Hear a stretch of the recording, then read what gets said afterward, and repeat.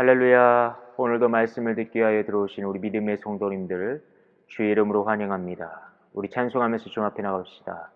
찬송가 286장입니다. 통합찬송가는 218장.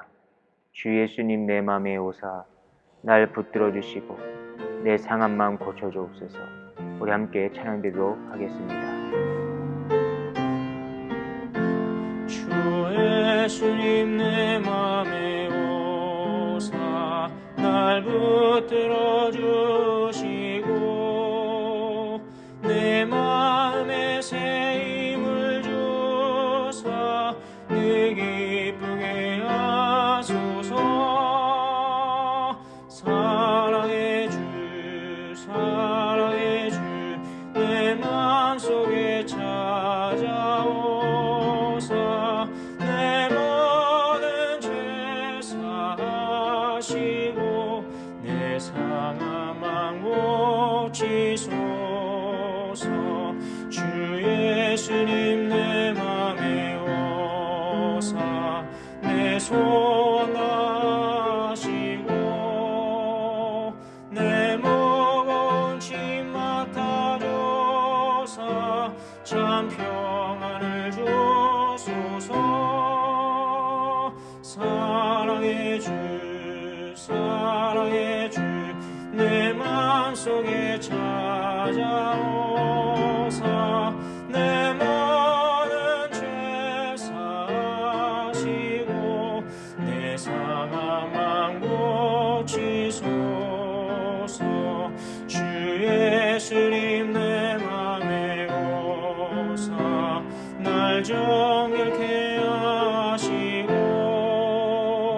그 은혜를 내 맘에 채워 내 충만케 하소서. 사랑의 주 내 맘속에 찾아오사 내 모든 죄 사하시고 내 상한 마음 고치소서. 주 예수님 내 맘에 오사 내 길 인도하시고 주 성령을 내 맘에 채워 내 충만케 하소서. 사랑의 주 내 맘속에 찾아오사 내 모든 죄 사하시고 내 상한 마음 고치소서.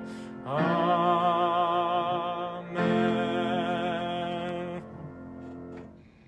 우리 시간 함께 기도하는 시간 같습니다. 지금 드려진 찬양처럼 주 예수님을 우리 마음속에 모셔 늘 기쁨과 평안과 은혜와 성령의 충만함으로 채워지게 하시고 죄사함을 받을 뿐만 아니라 상한 마음이 치유받게 하여 주옵소서. 또한 우리 넷째 주에 이번 주에 있을 창립 27주년 기념 예배가 있습니다. 하나님께 영광이 되게 하시고 우리가 영적으로 회복되는 부흥하는 길로 갈 수 있도록 인도해 달라고 함께 기도해 주시기 바랍니다. 또 이 시간에 부어주신 말씀을 통해서 은혜가 되게 해달라고 우리 한 목소리 잠시 통성으로 기도드립니다. 거룩하고 자비로우신 아버지 감사합니다.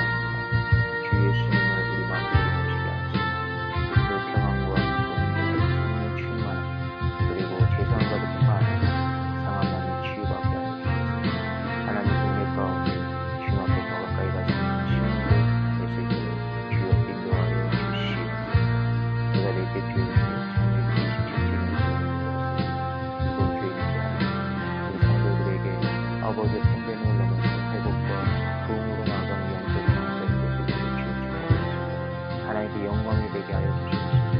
하나님 아버지의 우리 교회가 더 큰 영광을 바라보면서 핵심을 다하는 성도가 될 수 있도록 인도하여 주시옵소서. 이 시간 예배에 보여준 말씀을 통해서 은혜가 되게 하기 원합니다. 말씀대로 순종해서 복된 삶을 살아가는 통로가 되게 하여 주시옵소서. 주님 앞에 영광 올려드립니다. 예수님의 이름으로 기도드리옵나이다. 아멘. 우리 하나님 말씀 보도록 하겠습니다. 출애굽기 19장 1절부터 15절까지의 말씀입니다. 다 찾으신 줄 알고 제가 1절, 여러분이 2절, 마지막 절 함께 봅니다. 이스라엘 자손이 애굽 땅을 떠난 지 3개월이 되던 날 그들이 시내 광야에 이르니라. 그들이 르비딤을 떠나 시내 광야에 이르러 그 광야에 장막을 치되 이스라엘이 거기 산 앞에 장막을 치니라. 모세가 하나님 앞에 올라가니 여호와께서 산에서 그를 불러 말씀하시되 너는 이같이 야곱의 집에 말하고 이스라엘 자손들에게 말하라. 내가 애굽 사람에게 어떻게 행하였음과 내가 어떻게 독수리 날개로 너희를 업어 내게로 인도하였음을 너희가 보았느니라. 세계가 다 내게 속하였나니 너희가 내 말을 잘 듣고 내 언약을 지키면 너희는 모든 민족 중에서 내 소유가 되겠고 너희가 내게 대하여 제사장 나라가 되며 거룩한 백성이 되리라. 너는 이 말을 이스라엘 자손에게 전할지니라. 모세가 내려와서 백성의 장로들을 불러 여호와께서 자기에게 명령하신 그 모든 말씀을 그들 앞에 진술하니 백성이 일제히 응답하여 이르되 여호와께서 명령하신 대로 우리가 다 행하리라. 모세가 백성의 말을 여호와께 전하며 여호와께서 모세에게 이르시되 내가 빽빽한 구름 가운데서 내게 임함은 내가 너와 말하는 것을 백성들이 듣게 하며 또한 너를 영영히 믿게 하려 함이니라. 모세가 백성의 말을 여호와께 아뢰었으므로 여호와께서 모세에게 이르시되 너는 백성에게로 가서 오늘과 내일 그들을 섬결하게 하며 그들에게 옷을 빨게 하고 준비하게 하여 셋째 날을 기다리게 하라. 이는 셋째 날에 나 여호와가 온 백성의 목전에서 시내산에 강림할 것임이니 너는 백성을 위하여 주위의 경계를 정하고 이르기를 너희는 삼가 산에 오르거나 그 경계를 침범하지 말지니 산을 침범하는 자는 반드시 죽임을 당할 것이라. 그런 자에게는 손을 대지 말고 돌로 쳐 죽이거나 화살로 쏘아 죽여야 하리니 짐승이나 사람을 막론하고 살아남지 못하리라 하고 나팔을 길게 부르거든 산 앞에 이를 것이라 하라. 모세가 산에서 내려와 백성에게 이르러 백성을 성결하게 하니 그들이 자기 옷을 빨더라. 같이 봅니다. 모세가 백성에게 이르되 준비하여 셋째 날을 기다리고 여인을 가까이 하지 말라 하니라. 아멘.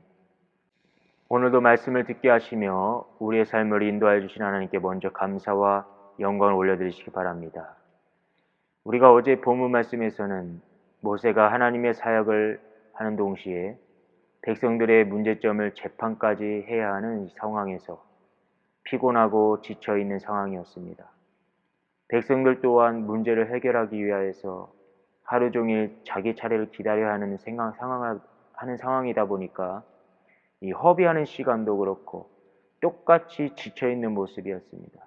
이때에 그의 장인 이드로가 모세에게 조언을 하게 되고 모세는 이드로의 말을 그대로 받아들여서 하나님을 두려워하고 진실하며 불의한 이익을 미워하는 자들을 세워서 자신이 행하던 사역을 나눠 일들을 행하였고 결국 이스라엘 공동체가 더 건강한 공동체가 되었다는 것을 우리가 함께 말씀 나눴습니다.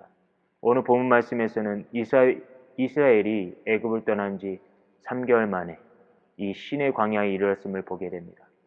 이곳에서 하나님은 이스라엘 백성들과 언약의 관계를 맺게 되고 모세가 하나님의 말씀을 이스라엘 백성들에게 전하자 그들은 하나님의 말씀에 일제히 순종하겠다 그렇게 응답합니다. 이때 하나님은 이스라엘 백성들에게요 준비기간과 방법에 대해서 알려주고 계시는데 그렇다면 우리는 오늘 이 본문 말씀을 가지고 어떤 은혜의 말씀을 받을 수 있을까요? 우리가 하나님께서 가장 기뻐하시는 자라는 제목 가지고 저와 여러분들이 두 가지로 함께 말씀의 은혜를 나누도록 하겠습니다. 그럼 본론으로 가서 첫 번째 우리가 하나님께서 가장 기뻐하는 자는 언약을 준행해야 됩니다. 우리가 오늘부터 보는 이 출애굽기 19장부터 이 40장까지의 내용은 이스라엘 백성들이 출애굽한 후에 이 시내산에 도착하였을 때에 이스라엘 백성들에게 주신 율법이 기록되고 있습니다. 이스라엘 백성들은 이곳 시내산에서 약 11개월 정도 머무르게 되고 이 기간 동안 하나님과 이스라엘 백성들 간에 언약이 주어집니다. 이 본문 1절부터 6절까지 우리가 말씀 보면요. 이 이스라엘이 애굽을 떠난 지 3개월 만에 시내산에 도착해요. 이 여호와 하나님께서 모세를 산으로 부르십니다. 그리고 모세에게 말씀하십니다. 4절 말씀 보니까 너희들이 애굽에서 노예 생활하던 때를 기억하고 나의 큰 권능으로 너희를 구원해 주셨음을 기억하라. 그리고 이 거친 광야에서 너희를 보호해 주셨음을 기억하라고 말씀합니다. 즉 이 말씀은 너희가 믿는 하나님이 어떤 분이시고 너희가 믿고 신뢰할 수 있는 분이신지 확인시켜 주기 위하여 설명해 주고 있는 것이라고 볼 수가 있어요. 그러면서 하나님은 5절과 6절 말씀 보니까 너희가 내 말을 잘 듣고 내 언약을 지키면이라고 말씀합니다. 즉 이스라엘 백성들이 신실하게 이 언약을 준행하면 3가지의 복을 주겠다고 약속합니다. 그 엄청난 축복이 무엇입니까? 첫째가 하나님의 소유가 되는 복입니다. 여호와 하나님의 말씀에 순종하면 세계를 다스리는 하나님의 소유가 된다는 복을 누린다는 복을 우리에게 말씀해 주고 있어요. 둘째는 제사장 나라가 되는 복이에요. 또 셋째는 거룩한 백성이 되는 복을 주겠다라고 약속합니다. 이처럼 이스라엘 백성들이 언약의 말씀을 잘 지켜 행하면 이 3가지의 복을 주시겠다고 말씀하셨어요. 이것이 이스라엘 백성들에게만 주어지는 복이 아니에요. 하나님께서는 세계가 다 내게 속하였다고 5절에서 말씀해 주시면서 시작되고 있습니다. 세계가 다 하나님께 속한 것이니 그 안에 있는 우리 모든 성도들이 주의 말씀을 잘 지켜 행하면 그 복을 주겠다는 거예요? 안 주겠다는 거예요? 주시겠다고 하는 엄청난 축복인 것입니다.